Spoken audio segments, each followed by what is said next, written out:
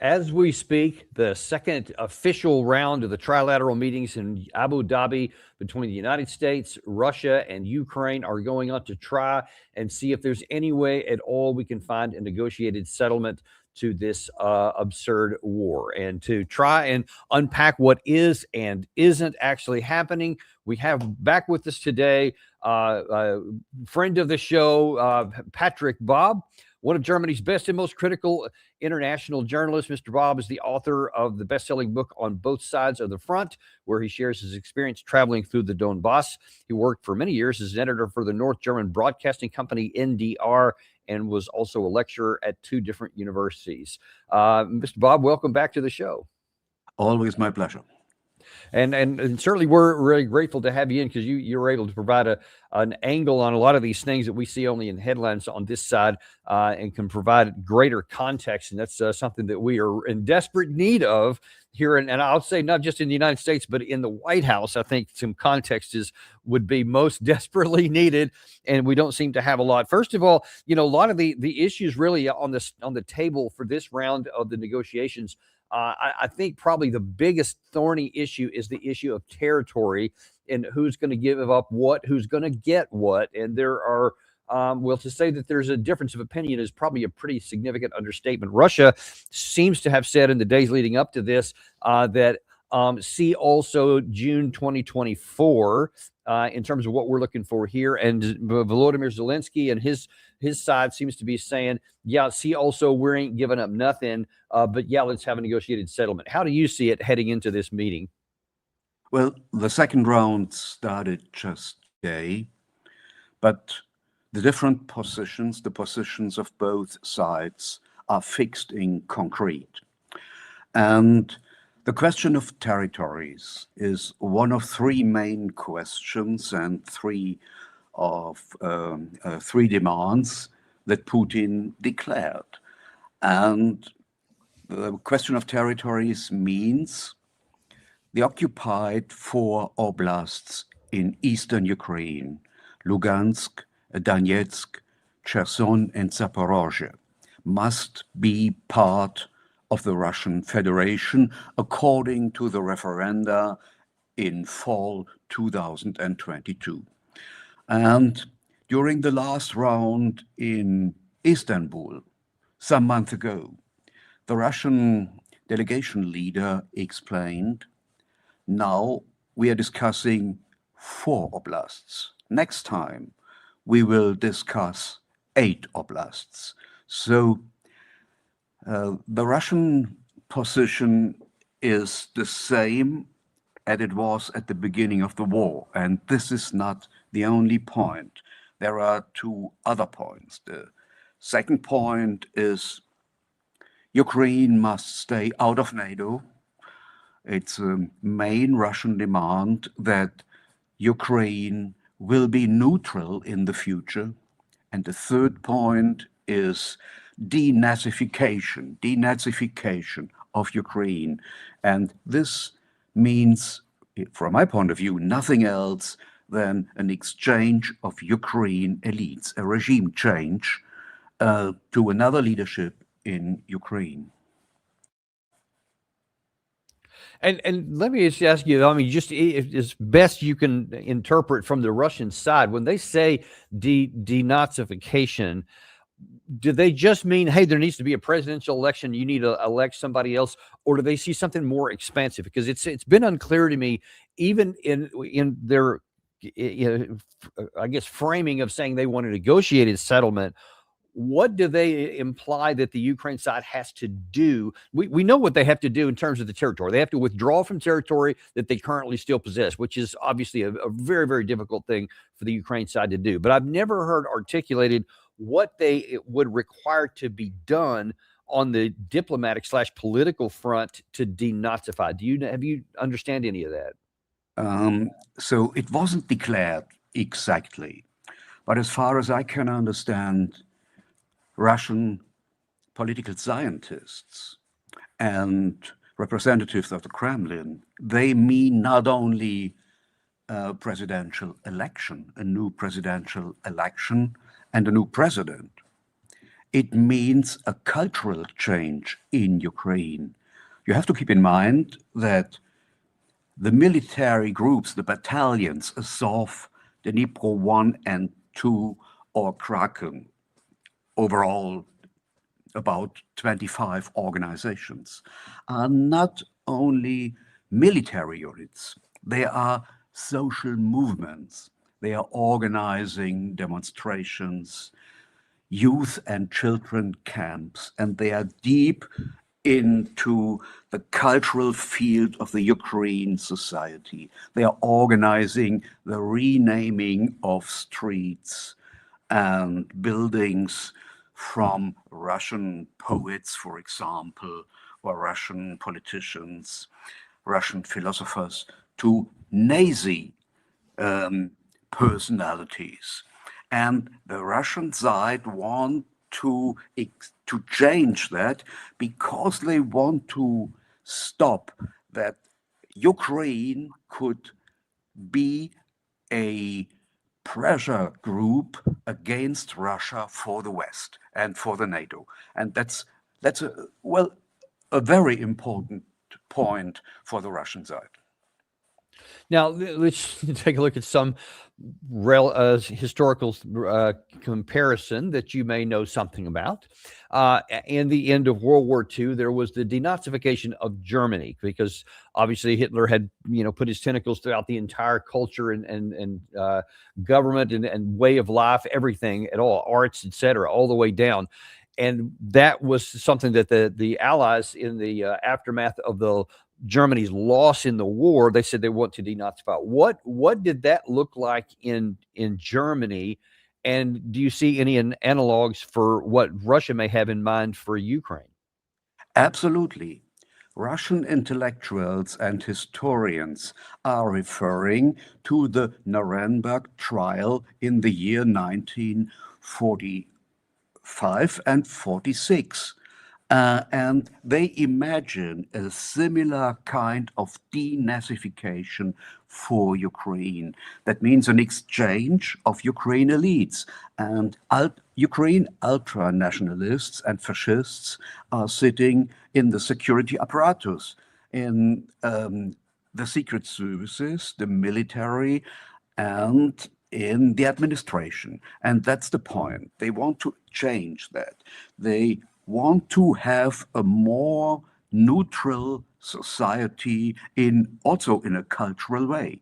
And the model for denazification is exactly the Nuremberg trial.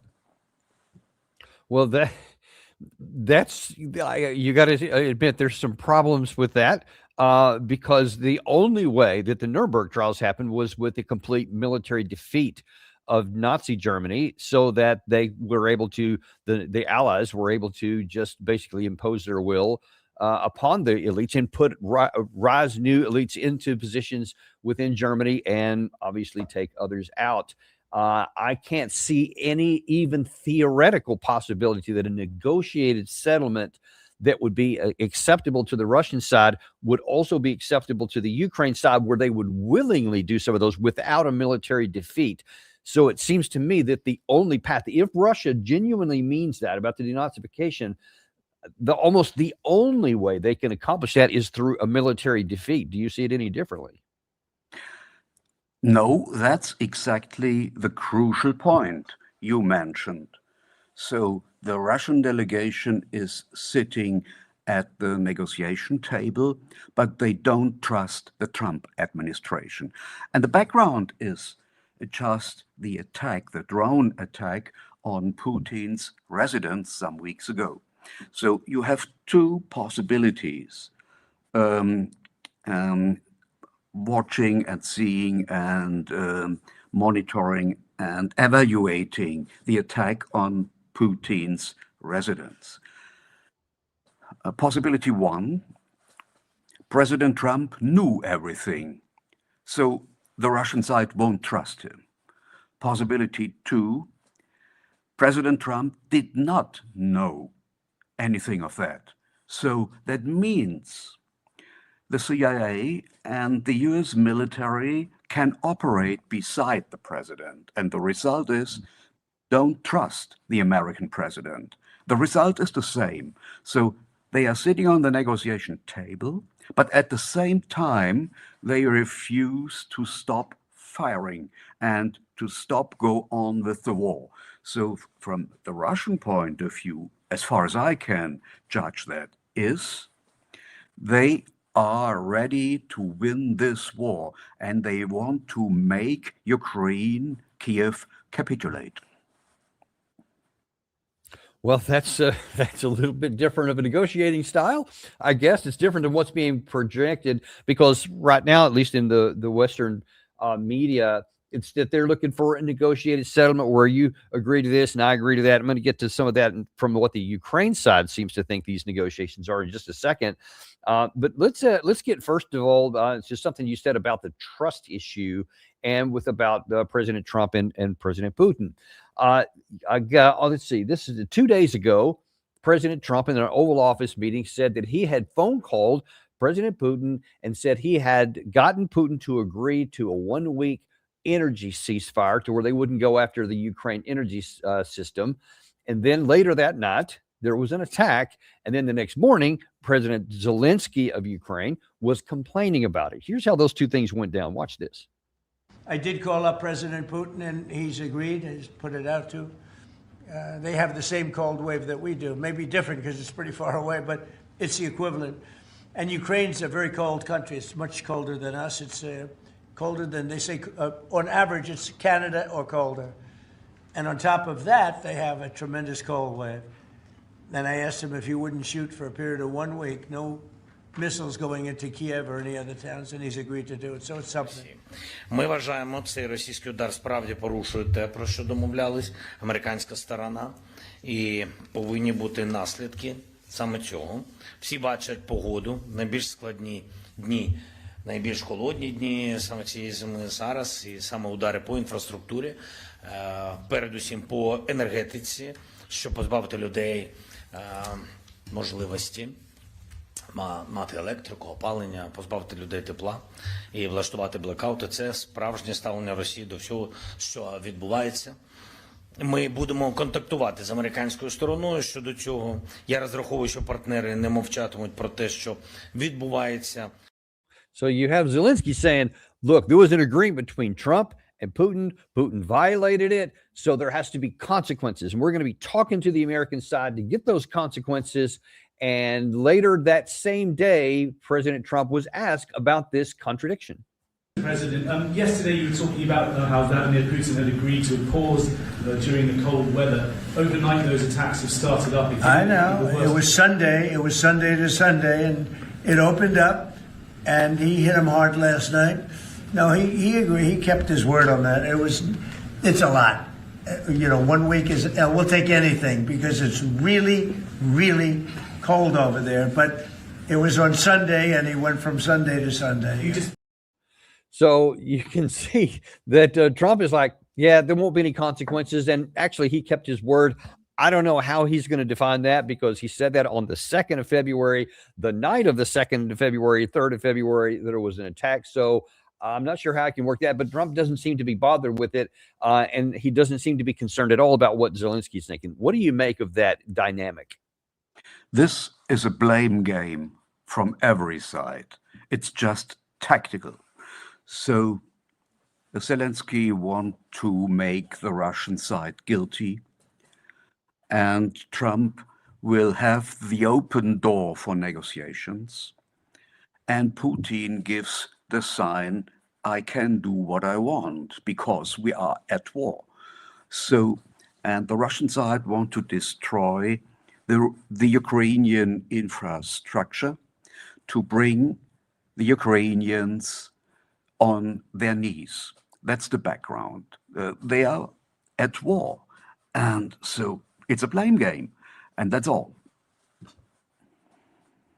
And well, I mean, obviously not all, because it's a blame game, but while they continue to move along both the front line in the tactical front, and then also in the air against the energy structure and the ability for Ukraine to even have economic production, and much less heat and electricity. In terms of these negotiations, though, let me jump back to that for a second, because the Russian press seems to be, I guess, reflecting the views of the Russian population, and they don't seem to be in a big hurry, but they also do seem to be kind of recognizing kind of where things are. Here's actually, I got to pull that up here. This is where the Russian side is saying, hey, let's see. Yeah, this is what the Russian media is saying today about these negotiations. On Russia's part, the government paper Российская Gazeta reports that following a pause, Russian strikes on Ukraine's energy infrastructure have resumed. A military expert predicts we will continue to carry out strikes until the authorities in Kiev sign a peace agreement on our terms. A military analyst says something very similar in Moskovsky Komsomolets today. The sooner the Ukrainian regime's energy and industrial base will be paralyzed, the sooner we can speak about a real ceasefire, not a bogus one, on Russia's terms. Izvestia, experts believe that ahead of this round of talks in the UAE, expectations should be modest. The parties will focus on technical and military questions, but the pivotal issues require discussion at a higher level. And that last part there, that's something that actually reflects back on what some of our other guests have said, that from the Russian side, they don't see any kind of reality that we're anywhere near any kind of an agreement until you see Sergei Lavrov and Marco Rubio at the foreign minister level. Only then would you have something that could potentially get up to the heads of state to make an agreement. So the fact that these are still down the lower level means they're not worried about anything, number one, or they don't think they're close, rather. But then the first two parts of that, I think, harken back to something you suggested a second ago, that Russia's like saying, hey, we're going to continue on with all these things, both in the air and on the ground, until we have brought the Ukraine side into a capitulation moment, which they're not at yet. Yes, and that's the point I mentioned. So the Russian side is fighting the war and goes on fighting because they don't believe in a success of the negotiations. So they want to have the door open for negotiations, but I think this is something that Putin made very clear at the meeting in Anchorage, Alaska, to President Trump. He declared the Russian terms, the Russian conditions for peace. And the conditions are the Eastern Oblast will stay Russian, a neutral Ukraine, and a regime change in Kiev. And so the negotiations is a process to explain that to President Zelensky. But the Ukrainian side cannot accept that, because this would be the political, probably the physical end of President Zelensky and his team. And that's the problem. So both President Trump and President Putin are trying to force the Ukrainian side and the Europeans into an agreement that they both don't want. That's the situation. And Mr. Trump needs a success to bring it home, to bring a success home for his popularity. Well, he may want a success to bring home, but I this is part of what puzzles me, is that I don't see any physical capacity, any evidence, any pathway to have that, and to continue going down this hope that you're going to get one seems to be guaranteeing that you're not going to get a success, even diplomatically, politically, that he's wanting to, especially heading into the midterms, which of course he'll be looking for any kind of win he can get all along the way. What do you make of that? And then we'll start first with the United States side, as best as you can interpret from your position. What is the administration's plan and intent to keep going down this issue of negotiated settlement? We hope they make a deal, and I'm trying to get this solved, when there's no path to do it. Well, the plan behind, as far as I can see, on the American side in the White House, is to pull Russia away from China and to make new deals with Russia concerning to the Arctic regions, the minerals of the Arctic, and all that. And this is not that what the Europeans want, and the Russians are very careful, but they don't want to get split up with the Chinese, because the Chinese are the backbone of Russia in this war, because Beijing does not want an American-influenced weak country in the north, and they need Russia as a mineral storage for the future. And that's the background. And the Americans know, the Team Trump realistically knows that America is too weak to bring Moscow and Beijing on their knees at the same time. So they want to split up both.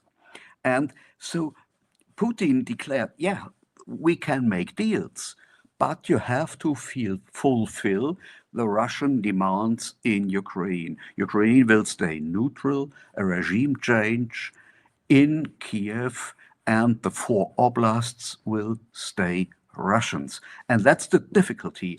The Russian side doesn't move a single inch. And that's the point. So, and that's the difficulty, to explain this to the European allies, who are not allies anymore, only vassals and slaves of America. And the idea of President Trump is, we are trying to come closer to President Putin and the Russian side, and to make deals with the Russian side. And at the same time, the European should keep Russia under pressure. It's a kind of job sharing, in my point of view. Well, you know, it's interesting. You said a second ago that Zelensky can't make a deal of the type that Russia's looking for, whether it's politically or, you said, perhaps even physically, he would be finished. That I think was manifest at a statement that he made earlier today, when he was complaining about heading into this is before the meeting began here in Abu Dhabi. He seemed to be laying out his marker for where he's not going to go and where he wants the discussions to go. Watch this. Якщо їхнє слово не тримається вже зараз, то чого очікувати далі? Вони брехали і перед цією війною, і повномасштабну війну Росія почала, намагаючись обманути всіх навколо про свої наміри і про Україну. Вони не виправні в Москві і хочуть скористатися саме холодом, бо не можуть підкорити нас, Україну, своїми штурмами. Поки що тільки від України очікують поступок. Росія повинна піти на поступки, і найголовніше з них – зупинити агресію. Той, хто війну почав, повинен зробити кроки на деескалацію і зупинку війни. Якщо цього немає, і поки цього немає, кожен російський удар б'є не просто по нашій енергетиці, не просто по наших містах і громадах у -20. Кожен удар б'є і по тих лідерах, які говорять з Росією і отримують від неї у відповідь подальшу війну. So, I mean, yeah, look, only we're being asked, he says, to compromise, but Russia has to be made to compromise. Well, that's all well and good. That's what you desire, but how are you going to make that happen? So as long as his position is that, from a position of incredible weakness, I mean, that virtually guarantees there will be no successful negotiations in Abu Dhabi. In December, President Putin declared that the goals of the special military operation will be reached, will be accomplished on the negotiation table or on the battlefield. So this is the Putin position, and it's very clear. And the Ukrainian side has to compromise because the Ukraine is losing the war. And the Ukraine side, according to a leak of the general staff of Ukraine, lost more than 1.7 million men on the battlefield. I estimate the Russian casualties on about 200,000, a bit more possibly. So the Ukraine side is losing the war. So the question is not to make a bad deal or to reconquer the eastern Ukraine territories. The question is to make a bad deal for Ukraine, or the country will be divided. Possibly the Russian Federation will start an offensive in spring in the direction of Odessa to cut the Ukraine off the Black Sea. And that means the rest of Ukraine will not be a country that can survive on its own feet. And that's the question right now. So the Ukrainians are the victims in this war. And they are completely dependent from Washington and from Brussels because they are getting their money from the EU and from the United States. They cannot make decisions of their own. This is all show force, what Zelensky is declaring to the Western public and the Ukrainian public. So he has to compromise, or he will lose his country and his job. And I can tell you, the Ukrainian ambassador in London, Mr. Zaluzhny, is waiting for the right moment to take over the power in Kiev. Well, and one has to wonder how that's going to come to pass. But and let me just kind of ask your opinion. I mean, just based on what you can see diplomatically, politically, militarily, economically, this war can only end in one way. And it's either with political capitulation or it's within military conquest. And I don't see any other option between those two. So as long as Zelensky continues to hold his position and Trump continues to hold his position of looking for a negotiated settlement on equitable terms, how do you see this playing out? Let's say over the next 6 months. Well, I think what the Russian army is doing, they are killing Ukrainians. And this is a specific way of denazification of Ukraine. They are killing Ukrainians. Well, that doesn't make me happy. Absolutely not. Because this war was completely avoidable by stopping eastward expansion of NATO.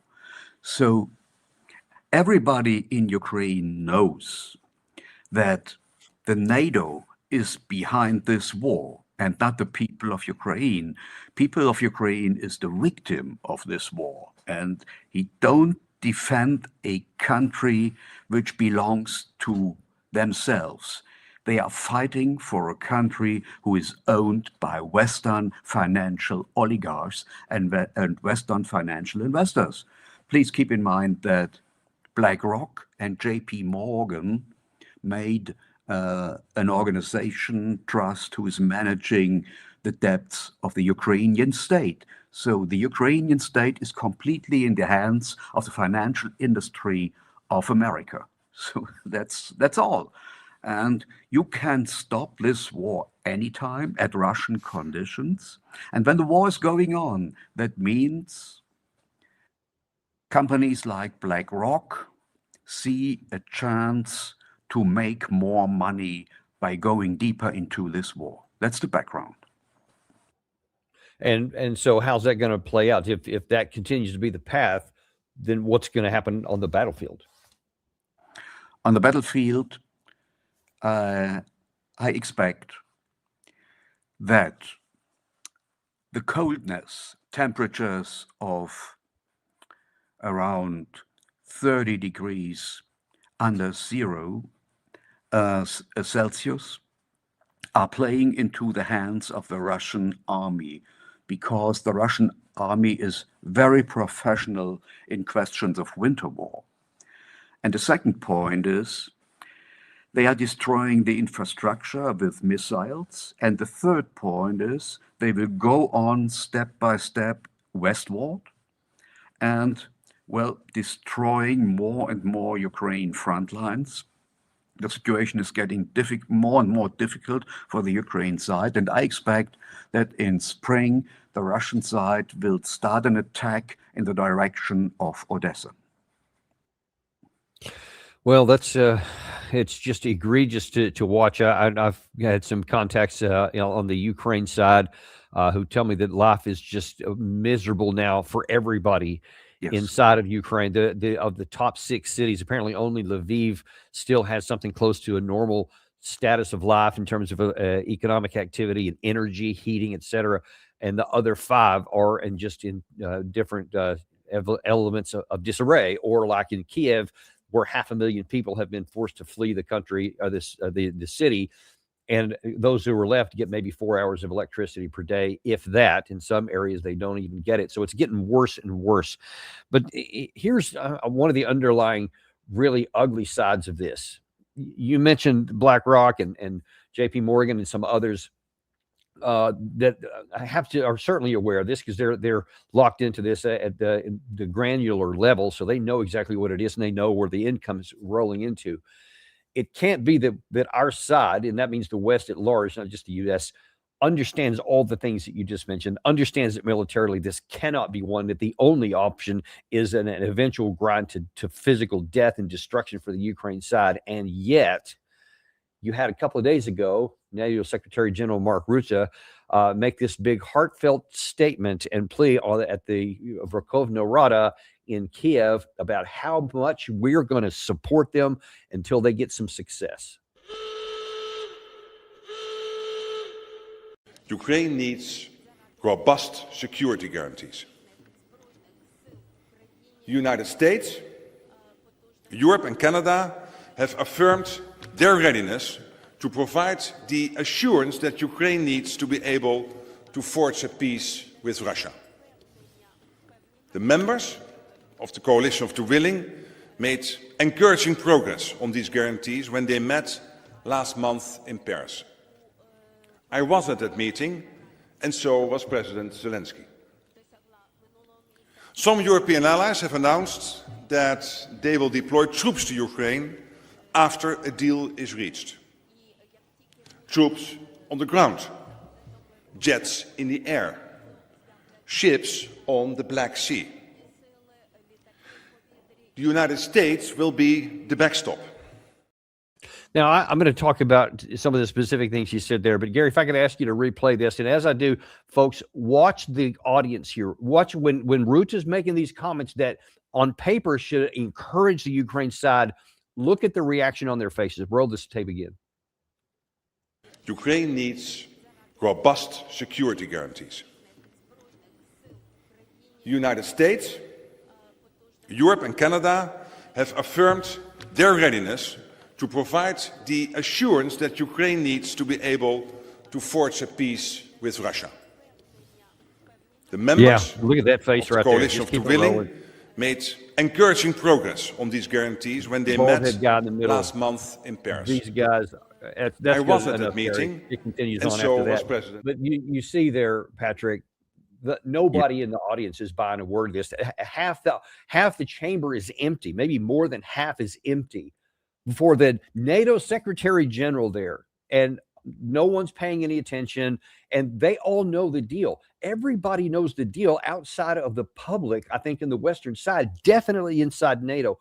Why do you suppose they would put their credibility and reputation on the line for something that can only lose? BlackRock, fine, they make some money. What do we gain except for the destruction of our credibility? I want to translate the speech of Mark Rutte into clear English. He declared that Western countries will support Ukraine and will bring in troops after a deal will be reached. And the audience, the few people who are listening to him, are looking onto the table and not to the speaker. So that means they don't believe him a single word. They think Mark Rutte is a liar. He makes empty promises. That's the point. I can tell you, just imagine Western countries, the United Kingdom, France, and Germany would bring in troops. They could bring in, let me say, 60,000 to 70,000 men. And according to General Harald Kujat, who's a friend of mine, these 60,000 men will be destroyed in 1 week because the Russians have more than 700,000 men in Donbas. And what Mark Rutte is telling the audience is, you have to continue the war for us. And I'm making empty promises for you. You have to die and you will get nothing for it. And this is why many people, many representatives of the Ukrainian people don't want to hear that. They stood out. They don't want to hear that because they feel that Mark Rutte is, in their eyes, a liar, nothing else. And I can tell you, in the year 2013, when Mark Rutte was the minister-president, the prime minister of the Netherlands, he signed a deal with the Ukrainian government and the company Shell to explore eastern Ukraine gas fields worth billions of dollars. So it's a pity that this region of the gas fields is now in Russian hands. He made a bad speculation, and now the Ukrainians should die for his mistake. That's the point. But what is the play here for the West? Again, BlackRock's and then these other companies, they make money. I get that. I don't like it, but I get it. It's logical, even if it's immoral.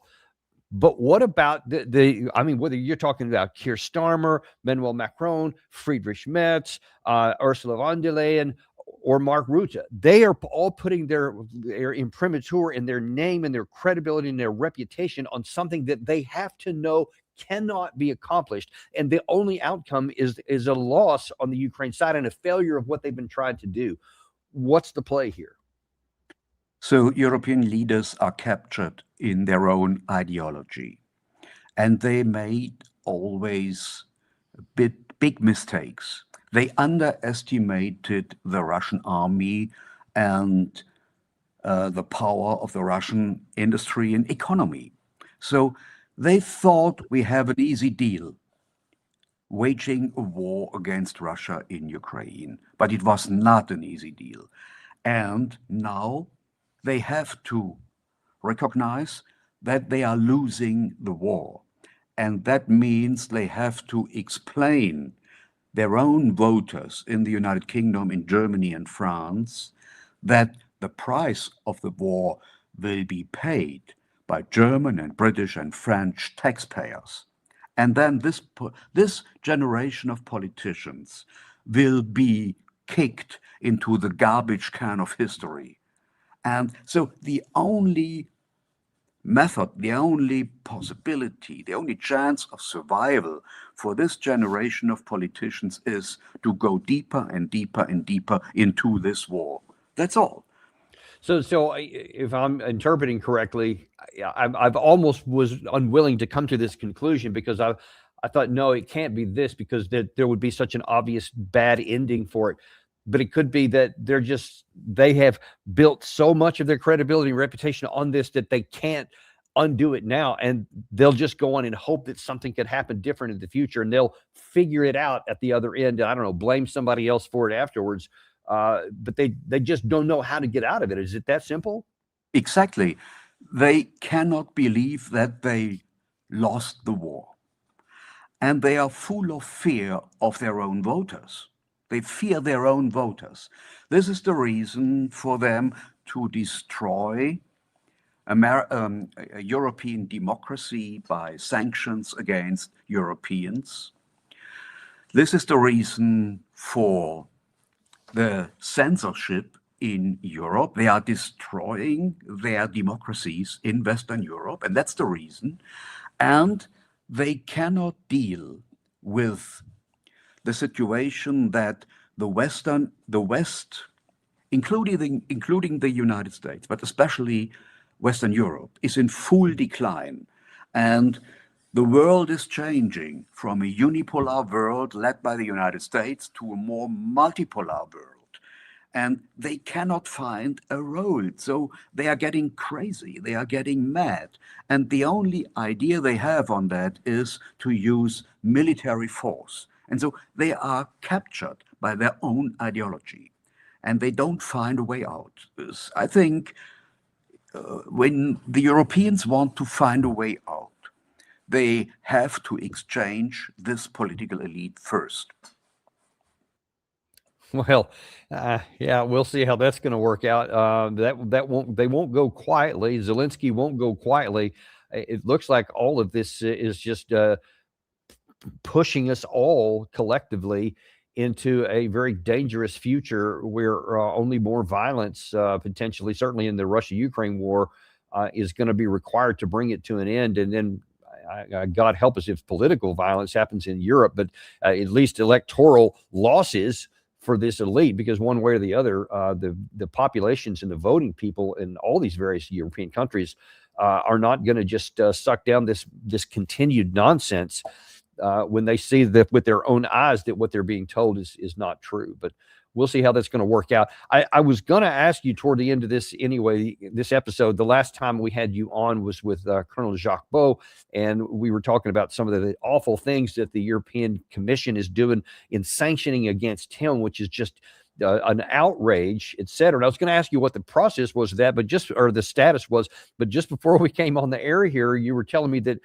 you might even be on the receiving end of some of this. Can you tell us a little bit about what's going on? Well, I'm in touch with Jacques Baab.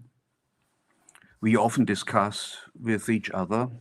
He's okay so far, but he's nervous. That's very clear. And the German Bundestag transferred on January 15, 2026, the European sanction package into national law and reinforced those sanctions. So if you give some advice to Jacques Baab, you will go to prison.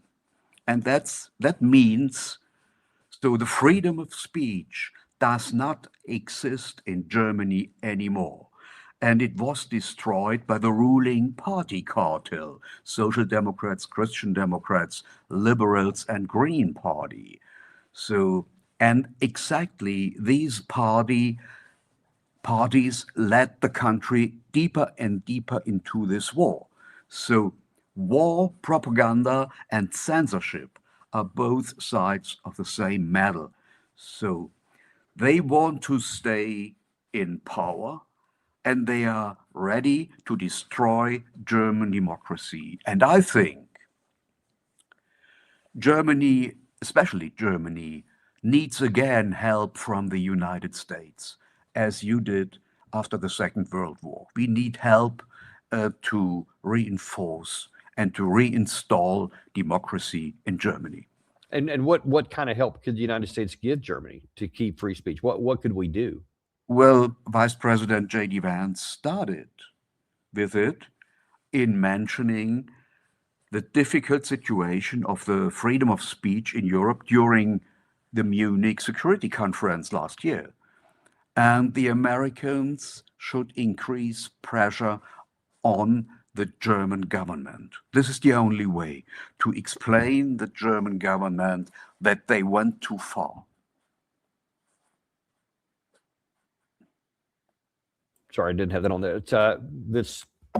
We'll see if that's going to happen. We hope so. But this is obviously already spreading. Jacques Baab has already been hit. We have now Graham Linehan, a British comedian, who's going to address U.S. Congress. I believe it's today. And he's going to accuse Keir Starmer of doing exactly what you're saying, is that he is being silenced, and because he has a point of view that differs from the British, especially on this issue.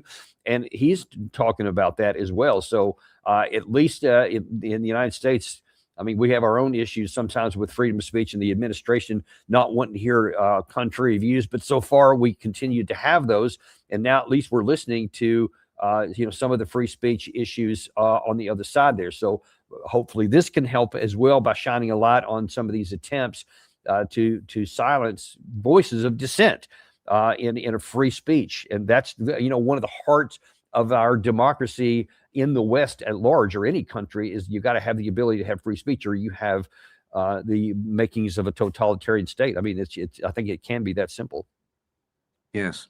I have no information about the case of Graham Linehan, but I heard from Professor Richard Sakwa, a retired historian of the University of Kent, who never had a weapon in his hands, that he was set under pressure, he was put under pressure by the Anti-Terrorist Act, which is completely crazy. So we have the same situation of destroying democracy in the United Kingdom. And this is very dangerous. The Europeans are abolishing their own democracy.